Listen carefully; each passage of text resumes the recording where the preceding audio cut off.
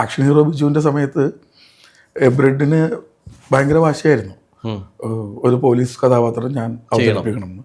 അതിന് വേണ്ടിയിട്ട് ഞാൻ പോലും അറിയാതെ എന്നെ പോലീസ് സ്റ്റേഷനിൽ കൊണ്ടുപോവുക, അവിടുത്തെ കാര്യങ്ങൾ കാണിപ്പിക്കുക, ഓരോ സീനുകളൊക്കെ പുള്ളി എഴുതിയതൊക്കെ വായിച്ചേൽപ്പിക്കുക. എന്നിട്ട് മധു എന്ന് പറയുന്നൊരു ക്യാരക്ടറാണ് സോംബ്രോ എന്നൊക്കെ പറഞ്ഞിട്ട് അങ്ങനെ ഒരു സൗഹൃദത്തിൽ നടനായി പോയതാണ്. എൻ്റെ വിദൂര സ്വപ്നങ്ങളിൽ പോലും ഒരു സിനിമാ നടൻ ഉണ്ടായിരുന്നില്ല. സി എ ഒട്ടും ഉണ്ടായിരുന്നില്ല. അപ്പോൾ അങ്ങനെ പിന്നെ ആ സിനിമ വളരെ വലിയ ഹിറ്റാവുകയും അതിലെ അഭിനയിച്ച ചെറുതും വലുതുമായിട്ടുള്ള എല്ലാ നടീനടന്മാർക്കും പിന്നീട് അവസരങ്ങൾ വരികയൊക്കെ ചെയ്തപ്പോൾ എന്നെ പിന്നീട് വിളിച്ചതൊക്കെ എനിക്ക് അത്രയും വേണ്ടപ്പെട്ട എൻ്റെ സുഹൃത്തുക്കളായ സംവിധായകരും നിർമ്മാതാക്കളും ഒക്കെയാണ്. അങ്ങനെ അങ്ങോട്ട് നടനായി മാറിയതാണ്.